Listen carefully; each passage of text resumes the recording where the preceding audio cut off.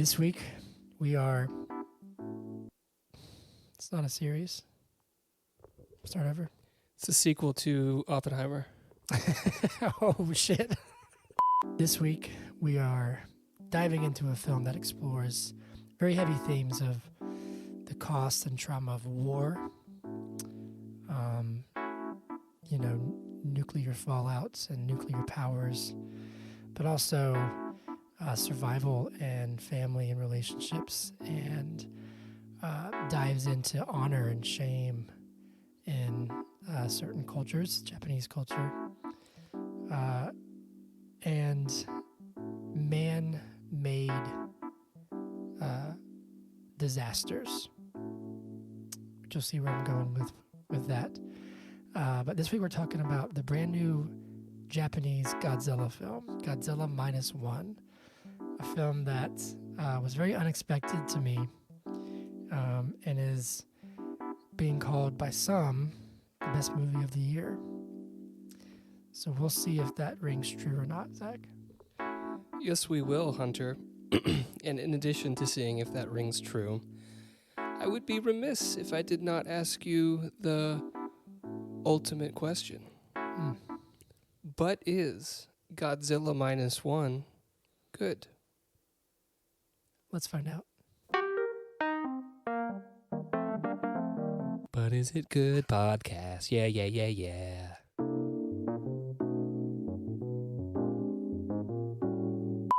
Alrighty. Hello. Welcome to the podcast. My name is Hunter Callahan, and I am one of your hosts. See, I said it a little differently there this time. My name is Zach Olson, and I am the Tooth host. The Tooth host. He hosts your teeth. This is the But Is It Good podcast, where we talk about movies and ask the question, but is it good? Yep. Happy Monday. No, Tuesday. It's Monday to us, Tuesday to you. Happy Monday, Hunter. Happy Tuesday, world. Yes, this is it's less than a week before Christmas, believe it or not. And this is Godzilla Minus One. Happy accident this month. We didn't originally plan on doing it. But thanks to Poor Things' funky release schedule, we get to do it. And I'm very glad that this happened. Zach? Me too. You seem to be feeling better. I am. I'm gonna cough a little bit, but I'm not gonna cough a lot. And it's because I'm on steroids. And steroids make you feel good. So that's all they ever do, right? I finally I went to kidding, the world, just so everybody knows. What'd you say? You said steroids make you feel good, so that's all they do, right? I'm joking. Yeah. That's it. There's no side effects. Although honestly, the steroids that I'm on, I don't think there are many like bad side effects, because it's not like I'm not gonna get like super pumped in the gym. It's not that kind of steroid. Yeah. And I might be on them. I think the doctor wants me to be on them like long term. Oh, well, good for you. My asthma. Anyways,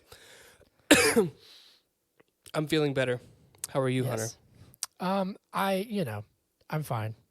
I don't feel like rehashing this whole weekend on the podcast, but okay, that's it's fair. It's been a doozy of a weekend. I guess we should say what happened just so people know, because he has mentioned, and Whiskey was the mascot of this podcast, but Whiskey's brother, Jack, passed away yesterday.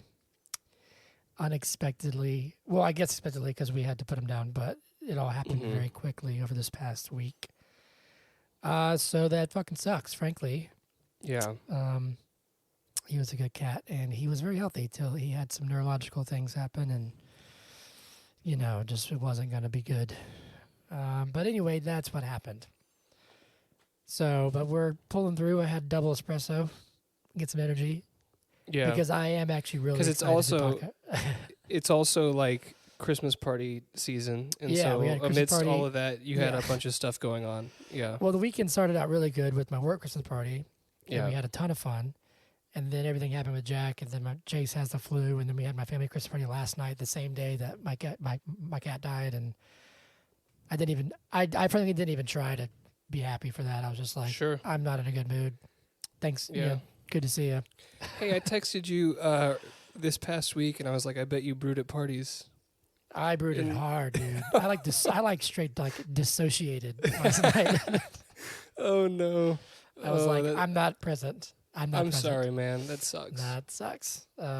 But you know, like we were saying earlier, he got to say hey to whiskey for us. So there. Yeah. You know, it was funny. I came home and Hollis was like, "That's sad.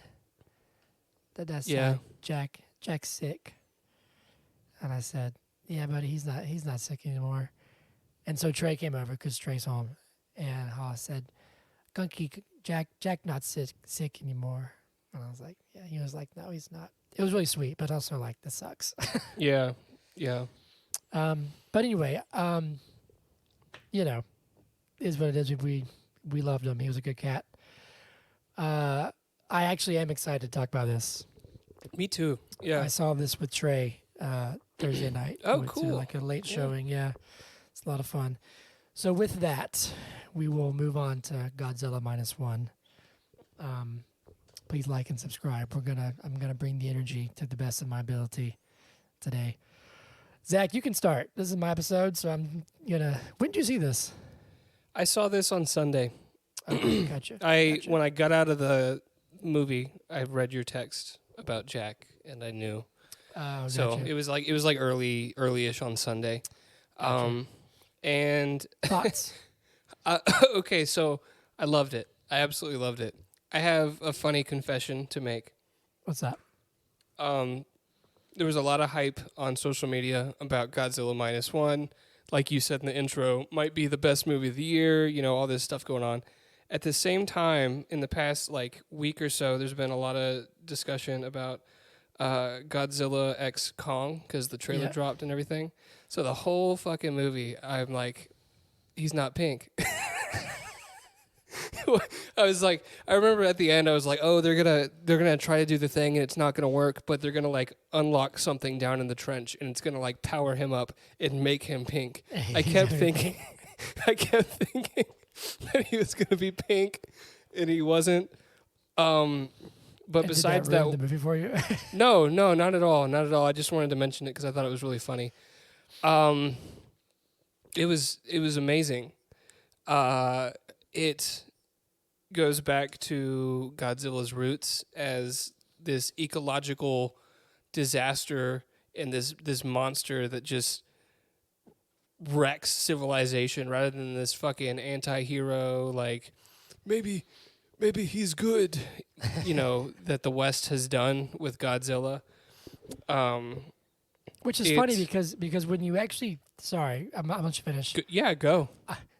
I'm gonna let you finish. 1 second. When you said that, I was like, that's kind of effed up, actually, because when you think about what Godzilla originally represents, it's the fallout after so disheartening that the West goes, well, actually, maybe it's good. Maybe he's good. And it's like, hold on a second. He represents nuclear weapons, so do we actually want to say?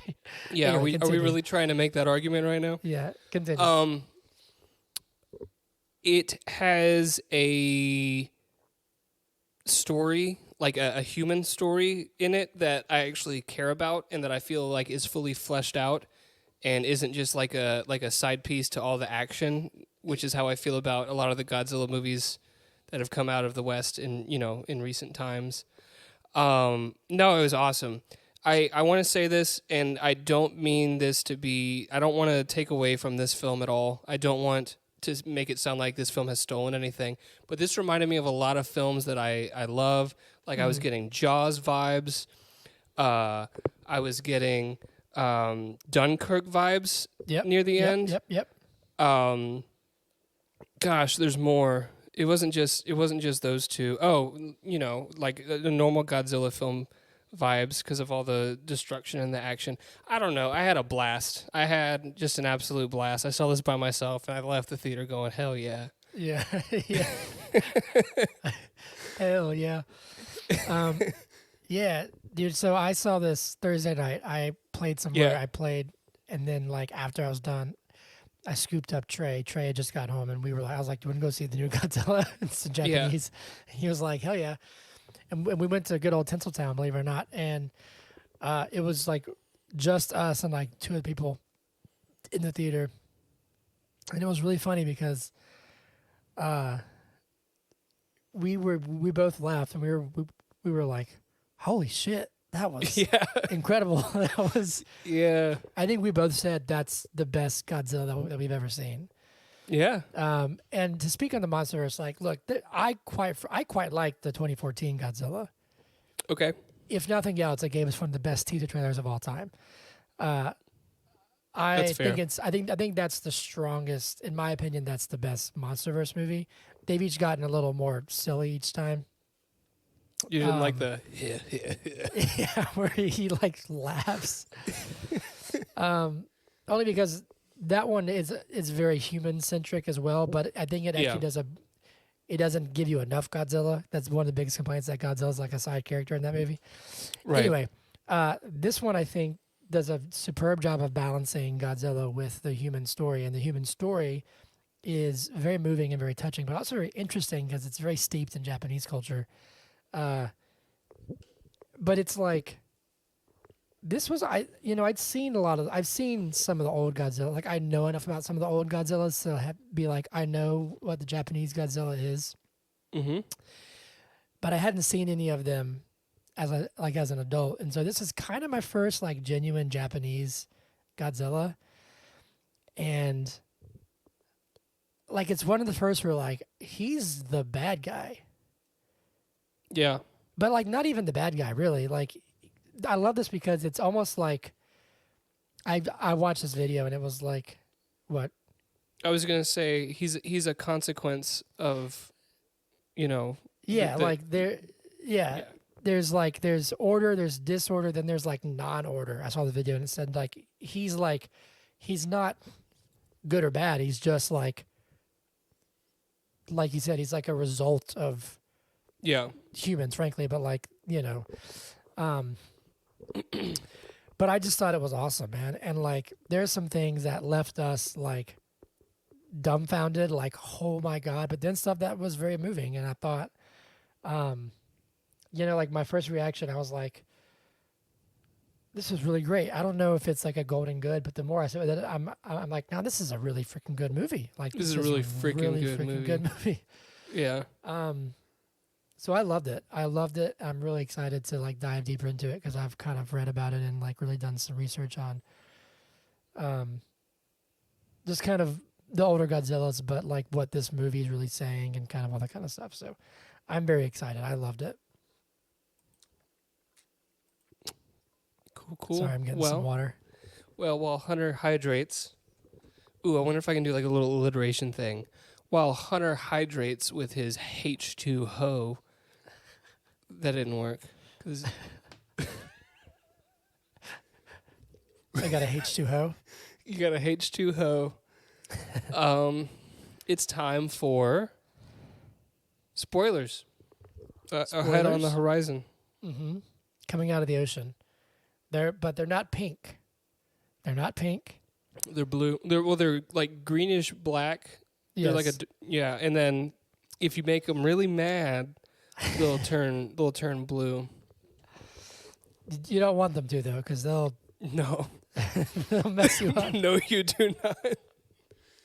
If you see them turning blue, dunk their head under the water. Yeah, really, really fast. Yeah. Okay, here we go. This is Godzilla Minus One Mm-hmm. in 1 minute. In 3, 2, 1, go. Okay, so it's the end of World War II. We meet a guy, I forgot his name, but he's a kamikaze pilot who fakes a faulty plane, lands on this island. As you can see from the mechanics, he's kind of shamed for it, kind of seen as a failure. But while they're on the island, this giant lizard thing, they call it Godzilla. The lore says that. Messes some stuff up. He can't fire. He has this guilt of everyone dying. Anyway, during time lapse, the U.S. drops a bomb, testing some nuclear stuff, makes this lizard giant. He becomes the big old Godzilla. So this guy goes back to Tokyo. He's rebuilding his life. He meets this girl and this child. They kind of start this little family. Anyway, Godzilla comes back. He destroys one of the cities, and his girlfriend, wife, partner. She is presumed dead. Anyway, the scientists, they make this big old plan to kill Godzilla, dunk him underwater, and he flies his plane into his mouth, blows his head off. But then it's shown that Godzilla still lives. That's it. That was it. Or at least a piece of him does. That snuck up on me real quick there at the end. Yeah. Okay. No, it was perfect. It was absolutely thank you, perfect. Thank you. Where do you want to start?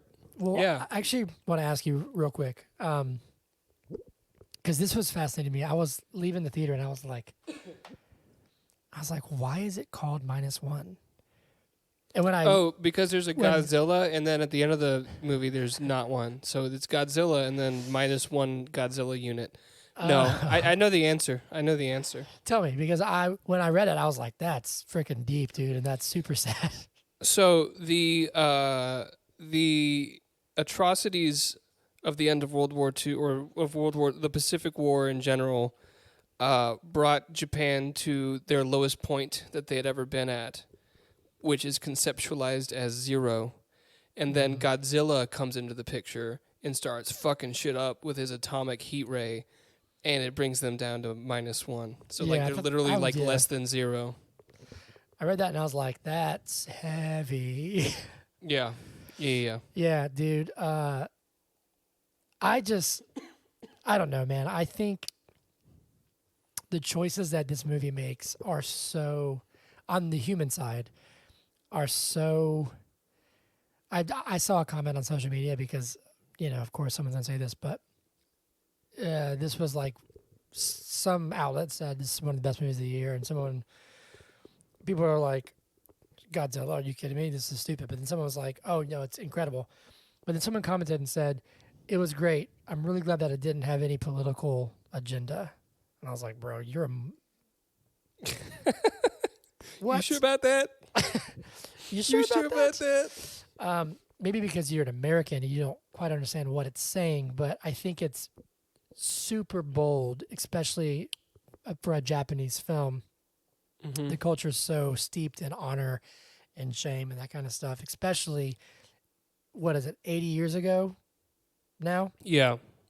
To make your hero a kamikaze pilot who didn't do his job. You know what I mean? Yeah. Is she okay?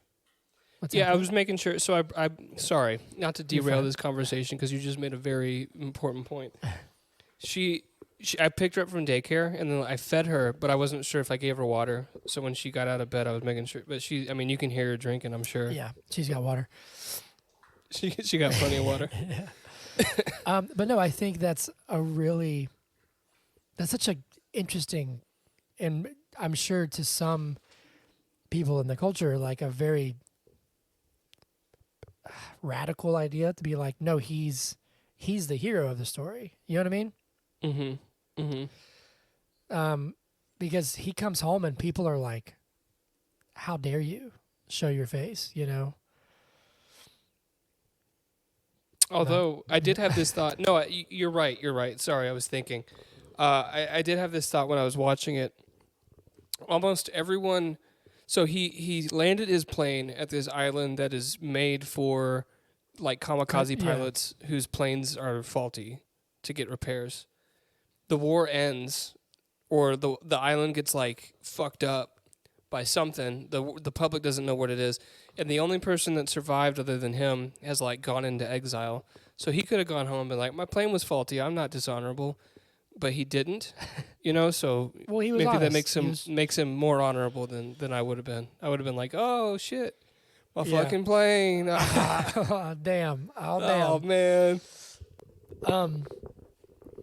No, but let's start there. So Odo Island, right? Which I learned was an island that's been mentioned many times in previous. I think it actually in the very first Godzilla is the first place he makes landfall, if you will, is an Odo Island. Okay. But I didn't put 2 and 2 together at first until late in the movie. I guess I just missed it. I mean, I guess I didn't miss it, but it wasn't as clear in my head. But this is like all natural baby Godzilla. Like he shows up and it's like, oh shit, that's Godzilla. But when I saw a picture of the Odo Island Godzilla, and then like, was it Ginza Godzilla? And you're like, that's a different Godzilla, and it's because obviously the nuclear test. But so I have a question for you, because my whole conceptualization of who Godzilla is that he was basically just like a little lizard or something that turned into Godzilla because of the nukes, like nuclear testing, nuclear fallout, like blah blah blah blah blah, right? And he's on Odo Island like not long after the nukes have dropped, because World War II is still going on, and they surrendered not long after, right? However, the scientists or the mechanics, they're not scientists. They were wearing like white coats, and I kept thinking they were scientists for some reason. Yeah. But anyways, they were like, "Oh, that's Godzilla. We know who this is." So it makes it seem like Godzilla's been in the deeps for like generations, and there's like lore behind it. You know what I mean? They say like the people of the island. I don't know if they say the like. I saw some. I'm not sure if this is in the movie, but some video that I watched said that there's the legends of the Gojira on that island. That it's in the movie. It absolutely is. Yeah. Yeah. So and it's like this creature that's been there for forever, but I don't know. Maybe he's drawn to the nuclear fallout. Like maybe he exists, because and then it shows. Hold on a second. I think you're onto something. I don't know if the movie ever says that like he's the first Godzilla that we see is also a result of nuclear testing river, because if he's been around that long, that would make sense. But he does see the fish, like the mutated fish, dead fish beforehand. So maybe, regardless though, the people of the island seem to know, like, oh, this is Godzilla. Yeah. But what I thought was interesting is that this one, it didn't seem so... Like, later he comes to the city and he's like, I'm going to fuck shit up, right? Yes. And he's, like, more aggressive. This one, you know, you could argue that because he didn't fire, he survived. And it's... That's right. So Shikishima is the Koichi, I think is his name. Koichi is the main character, and that you could say that if the other guys had never fired, that they might have survived. I thought that was going to be like the whole fucking thing, Hunter. I thought it was going to be like once they took the pacifist route, that's how they were going to ultimately not like defeat him, but just like he was going to go home. Because the first time he like attacks anything was because there's a light shown in his eyes, and he like swipes at that and fucks that guy up, kills him, and then like you said, Shikishima doesn't shoot, and he just walks past him, and it isn't until the one guy like starts shooting his little rifle that Godzilla's not happy about that, and then he goes on a rampage. So I thought it was leading up to. Don't even try fighting him. Which just let him walk across the island or something. You know? Which in turn maybe they did that on purpose, because I was already thinking like, okay, like I know how this is gonna be. It's gonna be like, don't hurt him, and then he'll be on our side. He'll be, you know, I could have shown you the entire film in that minute. I could have been like, oh, at the end, the military's going to be trying to kill him, and this guy's going to be like, no, you have to be nice to him, and he's going to leave. Not the hero that Japan needs, but the one that Japan deserves. Which is what happens in the 2014. It's like, oh, if we get on his side, he'll protect us. It's not what happens.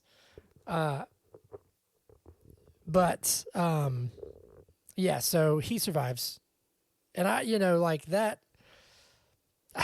I remember already being like, wow, this is a pretty violent Godzilla. This is intense. Yeah. And I thought it looked great. Like I saw a picture and a comparison, and that the Odo Island Godzilla is a bit more dinosaur-esque. He's a bit more hunched over. Sure. He's like got his arms seem longer, you know. It's a good look. I think it's almost like calls back a little bit to like the really weird looking American Godzilla from the 90s, you know, where he's like much more dinosaur-esque. Yeah. Then the time lapse happens, and we see the nuclear test, Operation Crossroads, I think is what it said, and it kind of shows. Is it like, Bikini Atoll? Yeah, and it shows his eye, I think. Yeah, which is pretty That's close a real thing, to Japan. Yeah, and it was real tests. I think that's where they were testing if a nuke went off in the ocean, would it affect our ships? And the answer was yes, because they fucked up a whole bunch of ships doing that test. Anyways, well, let's talk about costumes, because you're a costume guy. Mm-hmm. Powered up Godzilla. He looked awesome. What did you think about his spikes that would when they were charging up, they would come out? Yeah, I thought this is one of the best looking Godzillas. The only complaint I had, and it's not even a complaint, I think I just had to get used to it and remember what I was watching. Okay. Because I don't know if sometimes he was practical, sometimes he wasn't. Do you happen to know if that was? I'm not sure. Cause sometimes I think in Shin Godzilla, I thought I heard that they made a suit or something. I don't know if it's Shin Godzilla, but they've done that before. This and felt the original completely not practical. Okay, but his walk was a little.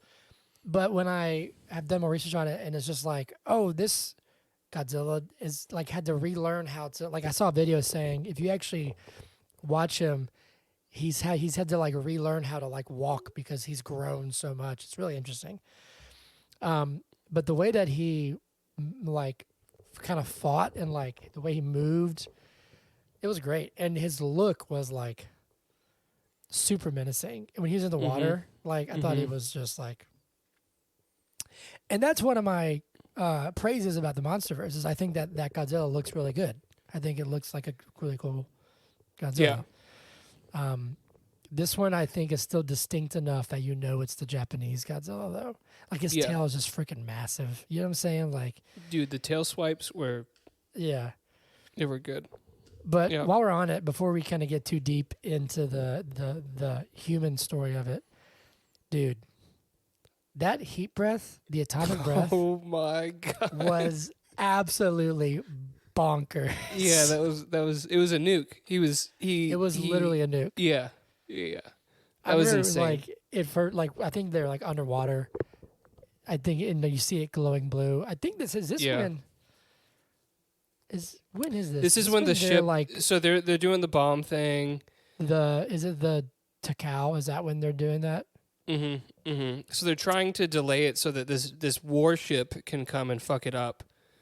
And then continue. He's hydrating. But he starts glowing blue. And me and Trey were watching, and we were just oh wow, here comes the breath.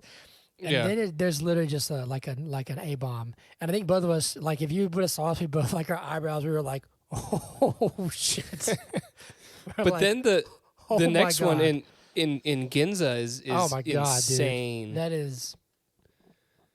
And that explosion was the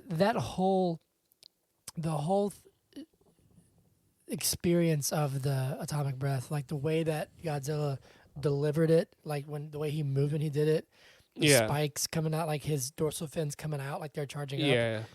And it was dude, that was the best atomic breath that I've ever seen in a Godzilla movie. That was back of my neck, the hairs were up, And it was just this was peak. And it's one of those things too, because when I'm trying to think of when in, Godzilla versus Kong, when he does it and Kong has the axe and blocks it, I was that's cool, but this was game over.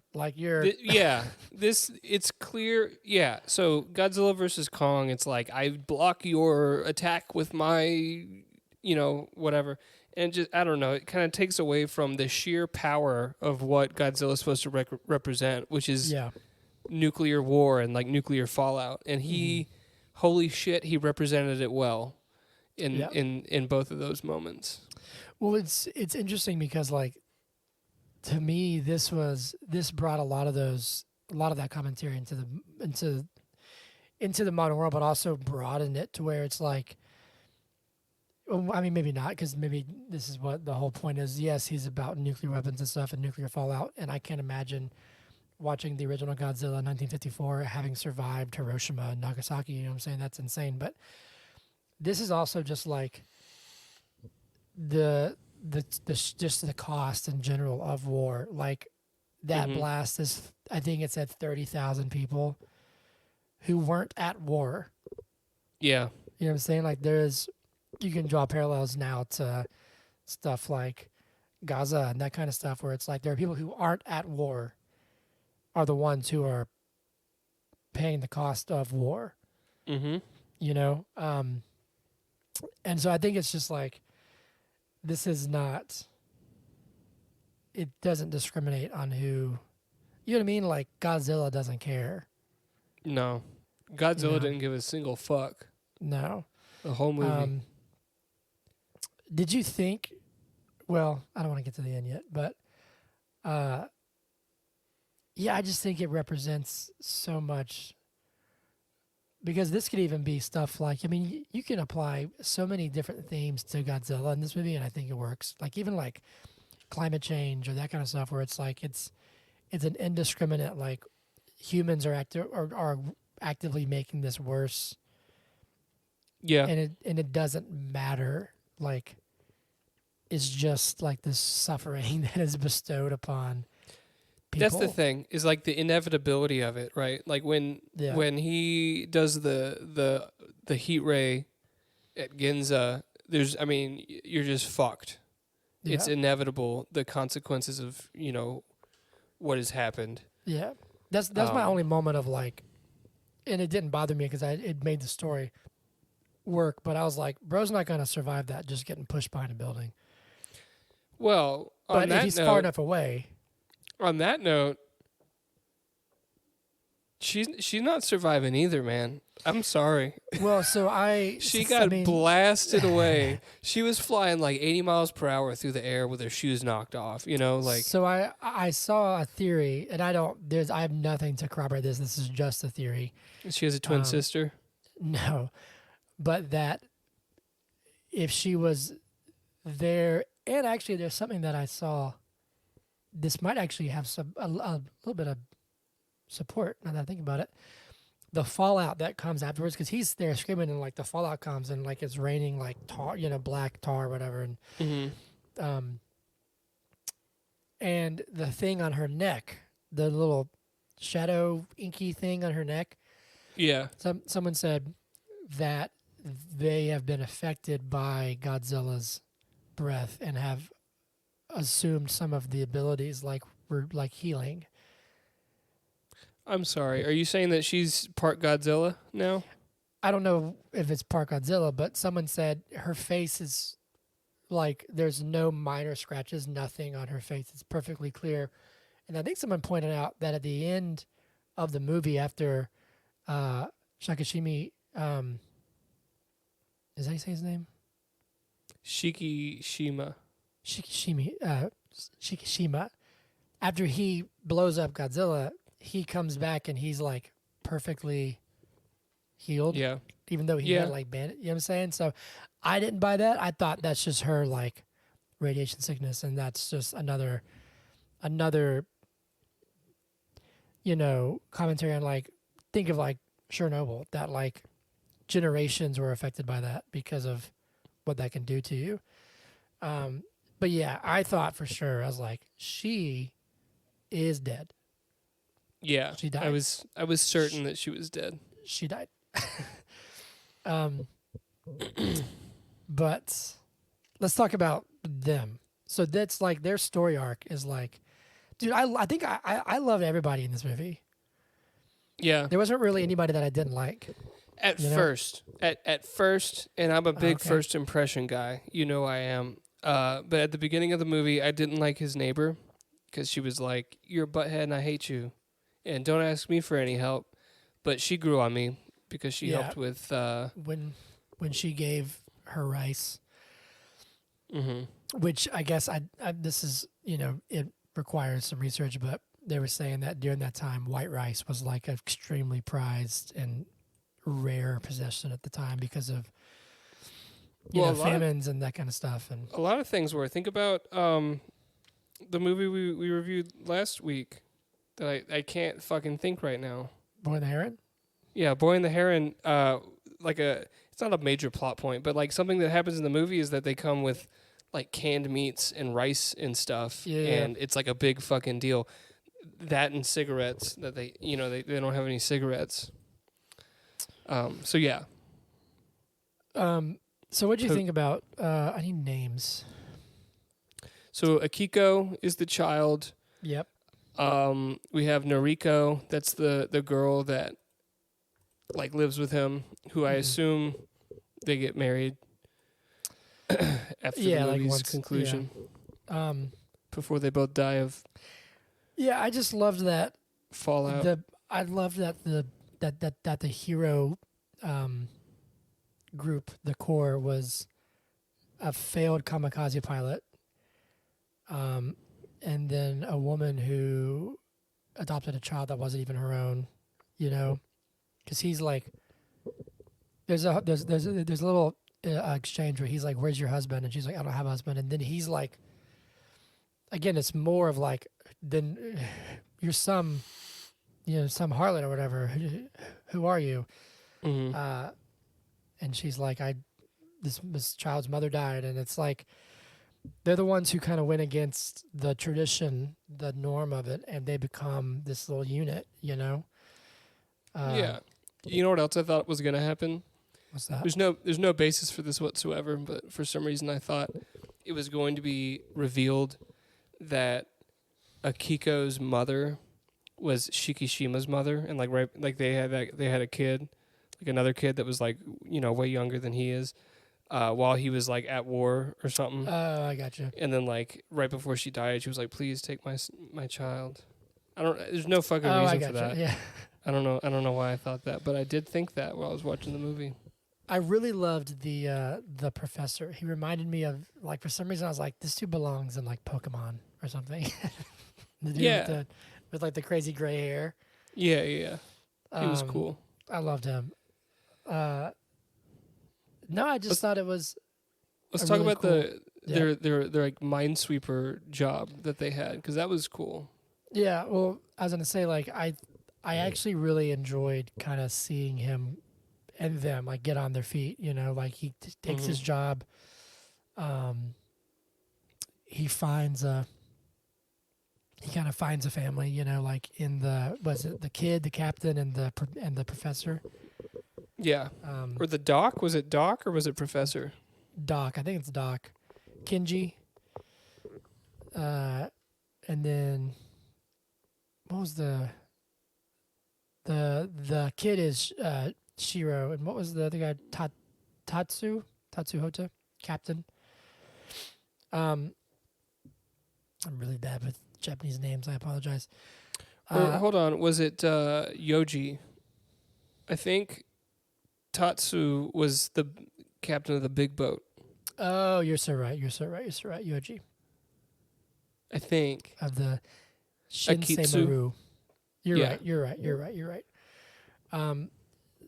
No, it's funny because, like, I watched a video on, like, somebody compared Shikishima to, like, Job from the Bible. Okay. And just this somebody who goes through Job-like traumas and tribulations. His name is Paul something. It was a really interesting video. And was Job supposed to kill himself? I can't remember. I think he might be on it. It's something where it's just like, I think the story of Job was, if I am not mistaken, is that Job was a righteous man who Satan was like, I can essentially break him. I can turn him against you. Like, I can turn him against God. And God was like, try it, test him. And he goes through all these things, like every possible conceivable thing. And he stays kind of true. But it's Gets just a paper cut, and he's like, no. Yeah. And I could be wrong on that, but it's like every time he starts to kind of get his life, his foundation back, A kaiju appears. Fucking Godzilla shows up. Can you imagine Godzilla in the Bible? Well, hold on a second. Hold on a second. In the Bible, there's talks of Leviathan, of the Leviathan. Okay. Yeah, I mean, yeah, you're right. And like the way that You he's got me there. described, the ways that he's described is like fire comes out of his breath, sparks comes out of when he breathes, and I was like, fucking Godzilla, you know what I'm saying? Like The Bible has Godzilla, you're right. who dares, tackle the Leviathan? And it's just like the theme of this story is if you get knocked down, get back up. Yeah. If Godzilla shows up, just keep fighting. But could you imagine, dude? I mean, could you imagine? Could you just imagine? You have this experience on this island of this giant monster coming out of the ocean, and then it's like 6-7 years later, you're doing your thing, and you're like, "Son of a bitch, he's back." I think it's bigger. I think it's the next year, or it's like a year and a half later. I thought it's like the 50s, like 1952. I thought. So 45 is when he's on Odo Island. Yep. They're tasked with stopping Godzilla's approach to Japan in May of 1947. So it's well, dang. Okay, never mind. At most been 2 years. That makes sense because Akiko is not 7 or 8. She's 2 or 3. That makes sense. But yeah, dude, like, because even like showing his like PTSD that he carries is like he's haunted, by for sure. And like in reality of it, like you would think maybe when he blows up Godzilla's face and Godzilla's like, I'm good. Maybe he realizes, okay, if I shot him with a gun, it wouldn't have mattered. Yeah. I just would have died. Yeah, but a 20 millimeter round will kill anything. That's what the dude at the beginning of the film said. So you're wrong, Hunter. Because on that boat, they only have 13 millimeter rounds. So if you add 7 millimeters, it's a bigger bullet. Do you think that he would have would have killed Godzilla? Absolutely not. There's no fucking way. I'm being facetious. Because at one point they're shooting tank rounds at him, and it's not doing anything. They're shooting backwards. boat cannons, which I think are stronger than tank rounds. I'm pretty sure. Did you notice how discolored and stuff I read something that said his regeneration, the new skin depends on how damaged he was and how. Well, you see it. Yeah, you see it with the ocean mine when he does the smile, you son of a Jaws thing, and shoots it in his mouth. I thought that was so fucking cool. I loved when when his mouth blew up and then he grew it back and he went. But no, when it grows back, it's kind of a different color. Yeah, it's like whitish, I think. Yeah. And then at the very, very end, when he gets pressurized and brought back up, you can see his whole body. It's like growing back. It's like healing him. Dude, it's so good. Like, it's the small stuff. You know what I'm saying? It's the small stuff. Yeah. This movie taught me about the Titan submersible a little bit more.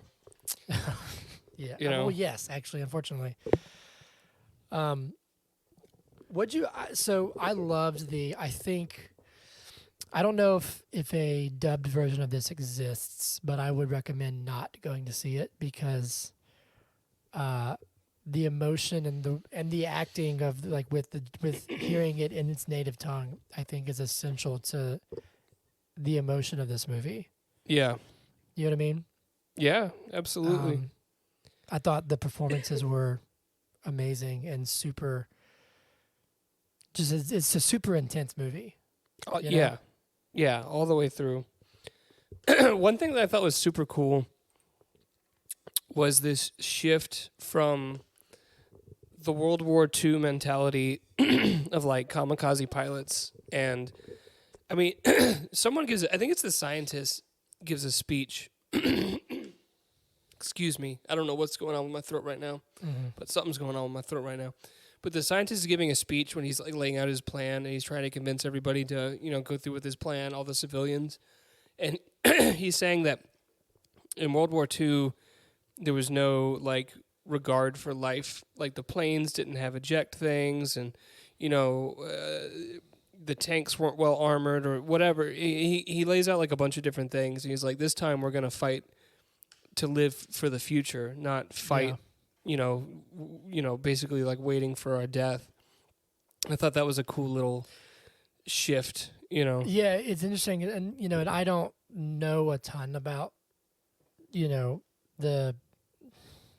I don't know how to word it, but the Japanese attitude during World War II. When you grow up in America, you're taught about Pearl Harbor and taught about they were the bad guys. It's like that's just kind of how it is. But when you get older and you do the more, you learn more about what the U.S. did and with the A-bomb. But also, I did read a little bit of stuff, and one of the biggest criticisms, I guess, is probably the very gentle way to put it, is the disregard for life of their own people. Right. And I'm not going to talk much about it because I'm very ill-informed, but that's even talked about in the movie. And so that's where that, if every film has something to say, and I feel like this is what this is saying, it's like, what must you think when it's like, hey, just blow yourself up? You know what I'm saying? And it's like,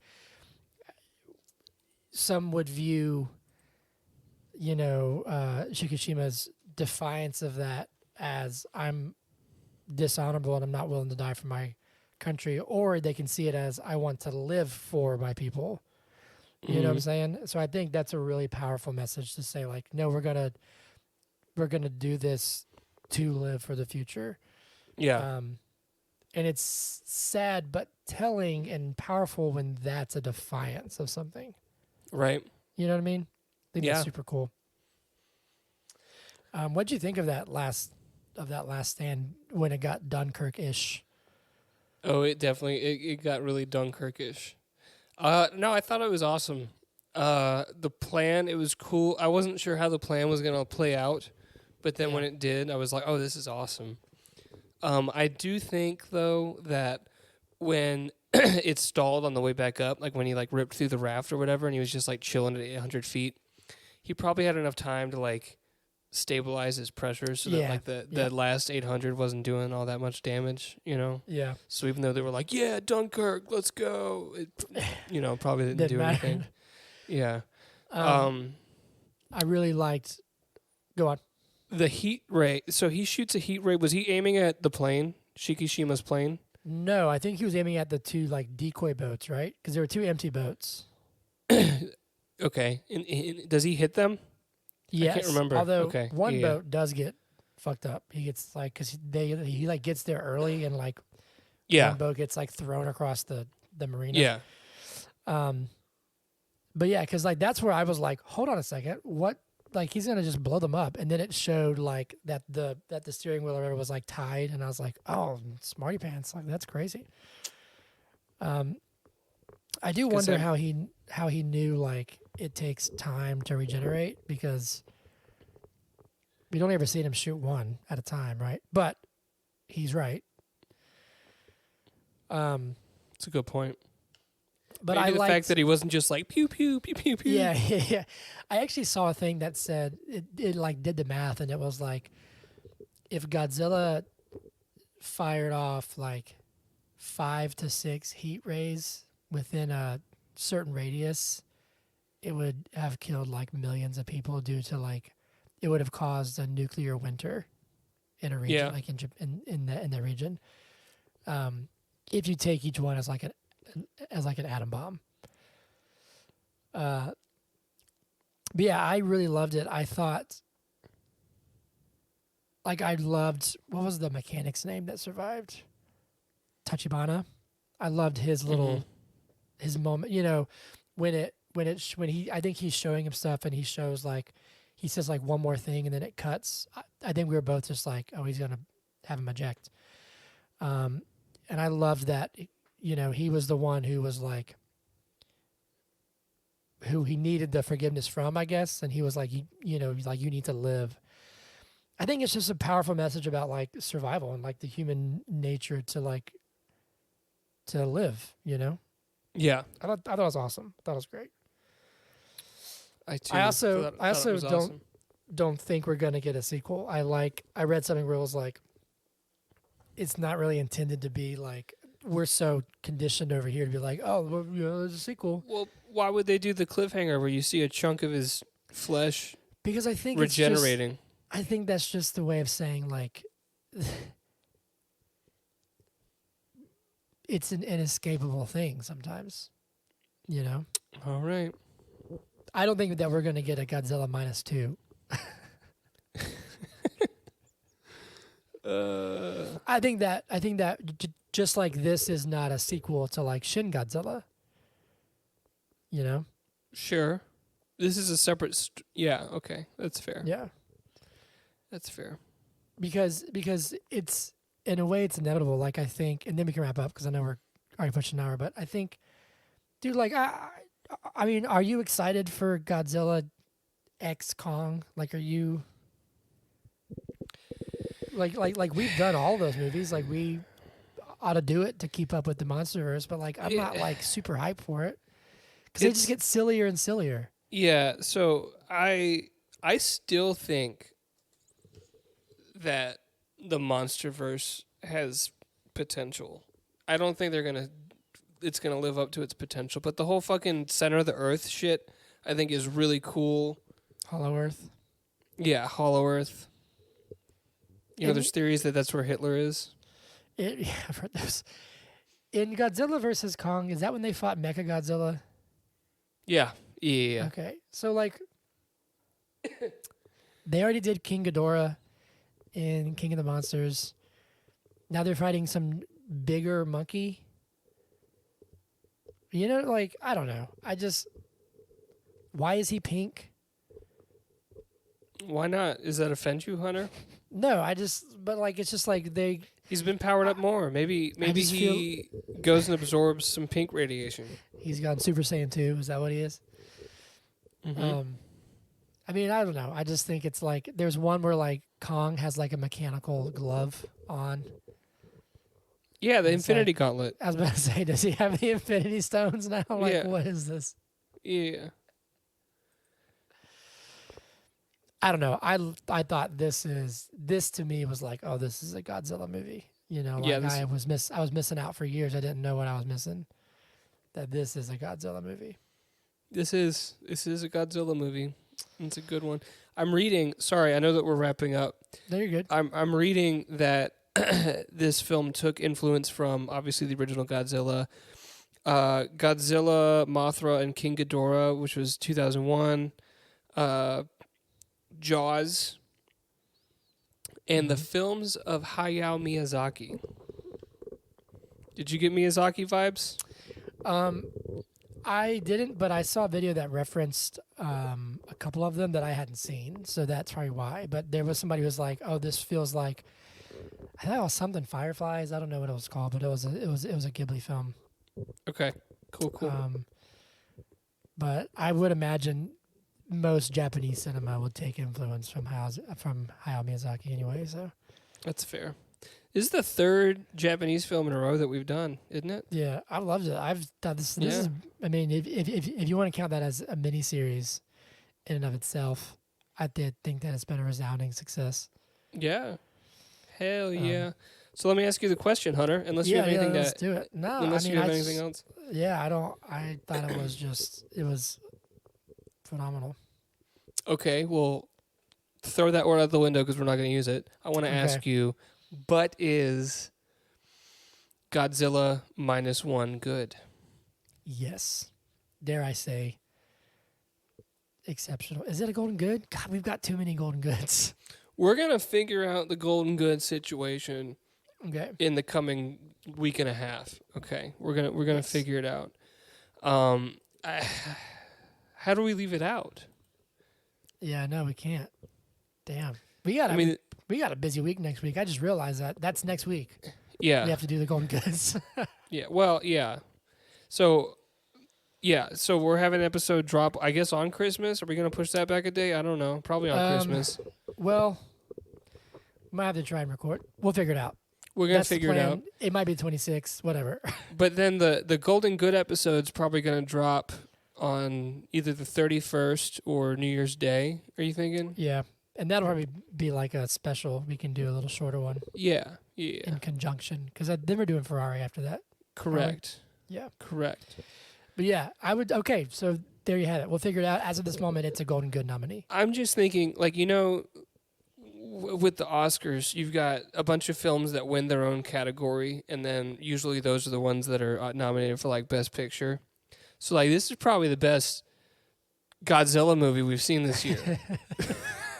That's true. Think about it. I mean, it's probably the best, oh, gosh, We'll figure action it out. We'll figure it movie, out.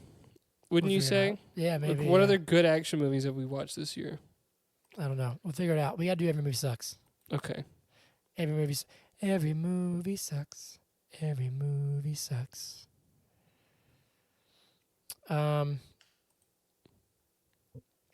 Let's see.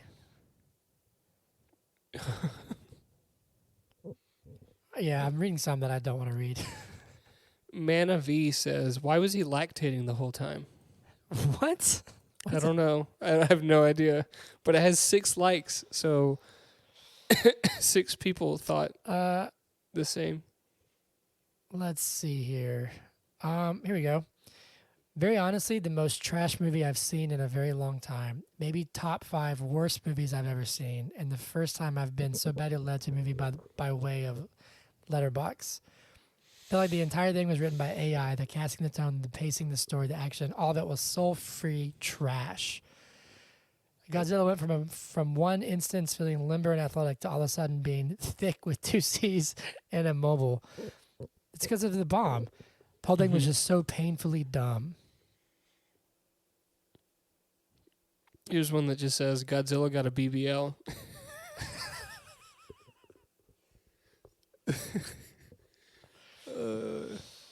Let's see here. More like Godzilla Minus 5. Ooh, got him. Got him. I've got one more and then I'm done. You go first. Let's see. Well, that was the one I was gonna read, and then you took it. They should have stopped after the first movie. You mean like What? Like the first Godzilla movie? You mean like in the 50s? I guess that's. This says, movie is actually shit. Totally disappointed, pissed. My core has been fractured. Nothing redeeming. Jeez. Goodness gracious. All right, I'm done. Yeah, me too. Okay, cool. Well, Zach, can you give me a little shindig song real fast? I just freaked out because I thought I wasn't recording, but I actually am. If you... Oh, shit. Let me check and see if I'm recording. Yeah, I'm recording. Cool. Sweet. If you like the news and you love the news, then you're going to like and love what Hunter's going to do, because he's going to talk about the fucking news, and it's time to talk about the news. Yeah. That was great. I have a decent bit. Let me pull it up. I should have it pulled up. I should have had it pulled up while you were doing that.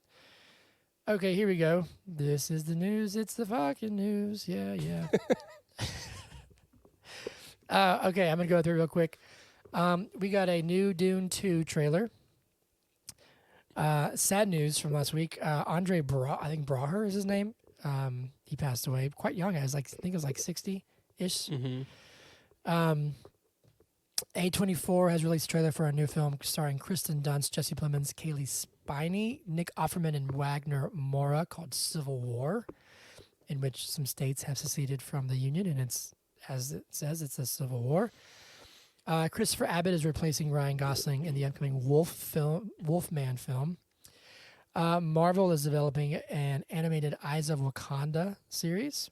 More on Marvel later. Zack Snyder's in the news. He said he would absolutely complete the Snyderverse if Netflix got the rights. Now, there's actually a bit of a catch in this one. He said if Netflix had the rights, he would absolutely complete it. People are saying, "Oh my God, Netflix is going to get the rights." They're not. He's saying if they had them, he would. Sure. Netflix doesn't have the rights. He also said that his dream casting I can't talk. His dream casting would be to put LeBron James in the Rebel Moon movies. Well, that's going to be tough because it debuted at a whopping 9% rotten. Apparently it sucks. But of course, the audience score is like mid-80s. I don't know. I think it's got up to like 20-something. Are you looking right now? I am looking right now. What's it 23%. That's isn't that LeBron's number? It is. Oh, wow. So that apparently isn't very good, but, go watch it for yourself. The Rock is going to take on a dramatic role as MMA fighter Mark Kerr in an A24 film that's going to be directed by Benny Safdie, who was one half of Uncut Gems. Now, when you told me that he was going to be in an A24 film earlier this week, I didn't know he was going to be a MMA fighter. I mean, he's just going to be an MMA fighter. Yeah, but and then the A24 stuff is going to be around him. Okay, he's going to be the Rock. I'm telling you. We'll see. Ryan Reynolds stars in a new trailer for John Krasinski's If. Barry Keoghan has teased the return of the Joker in Batman 2, The Batman 2.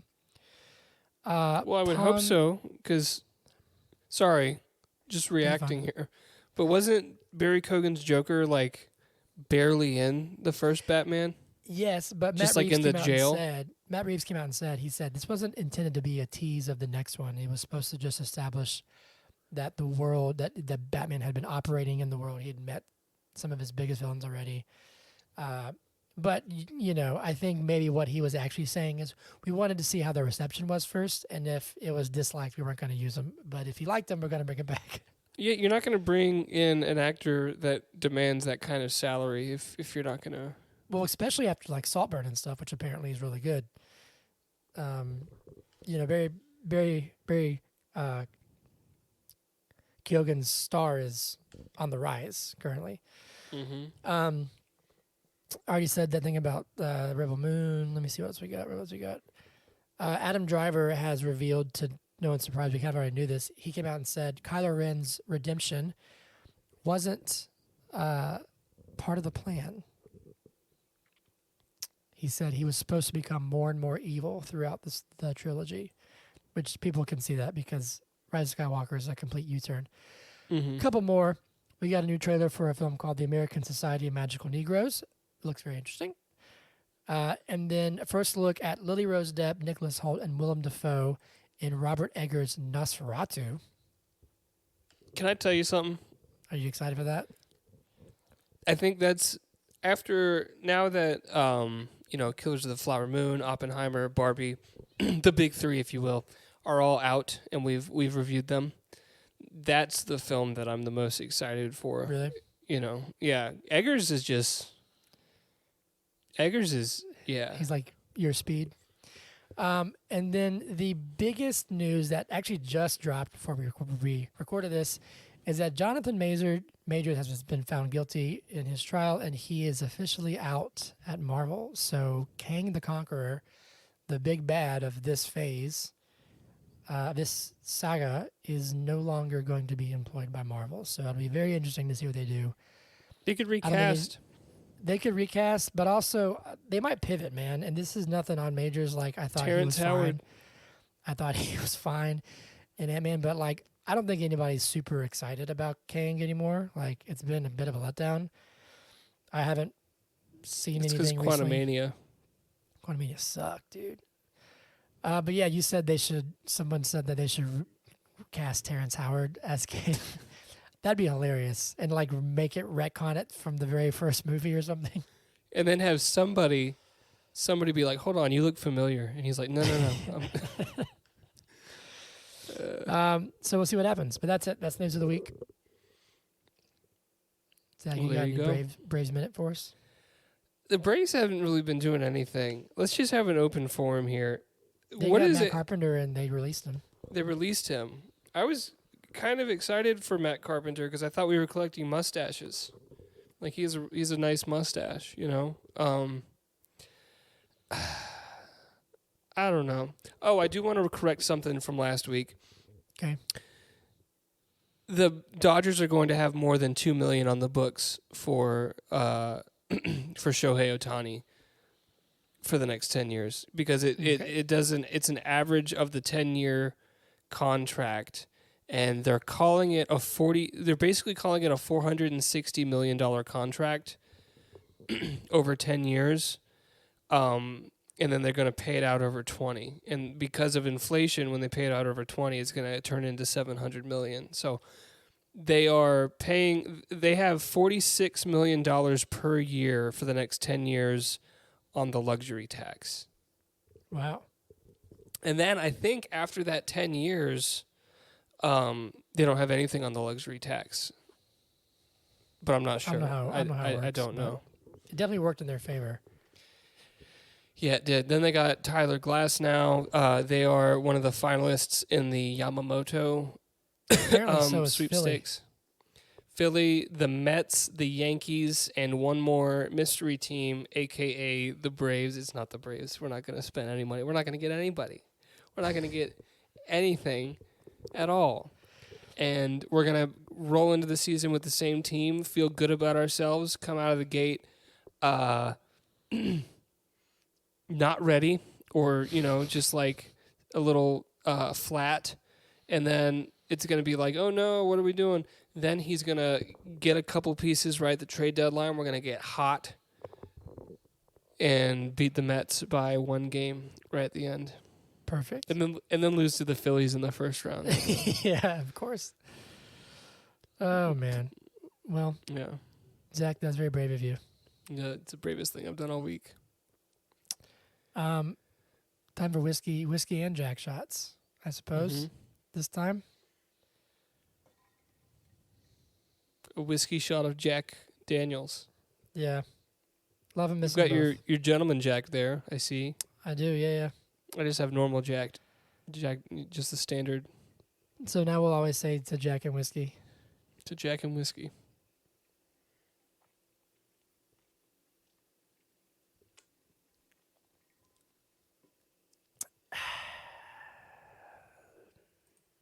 I got to do this part, don't I? Because you never do it. Oh, Hunter, where can they find us? They can find us at... If you give me a card that I can read off of, I will do it. I'll do that next time. You can find us at Bud is a Good Podcast on TikTok, Instagram, and YouTube. You can find us at BIIG Podcast on X.com or whatever the hell it's called. You can email us at budisagoodpodcast, budisagood, or BIIG Podcast at gmail.com. Next week, we are doing Poor Things. Is that what it's called? Poor Things? That I'm very excited for that one. And then we will be announcing whatever we're going to do for the Golden Good Awards next week as well. Yep. So, yeah. Anything else, Zach? No, that's it. Have we confirmed that Poor Things will actually be in theaters? Yes, it's playing in the city. Okay. So, you're going to have to come up by me. Got to figure out how we're going to do it. But yes, it is coming out. I'm going to see it this weekend. I'm very excited for it. Very cool. So, yeah, we'll see you guys next week. Peace. Bye. But is it good podcast? Yeah.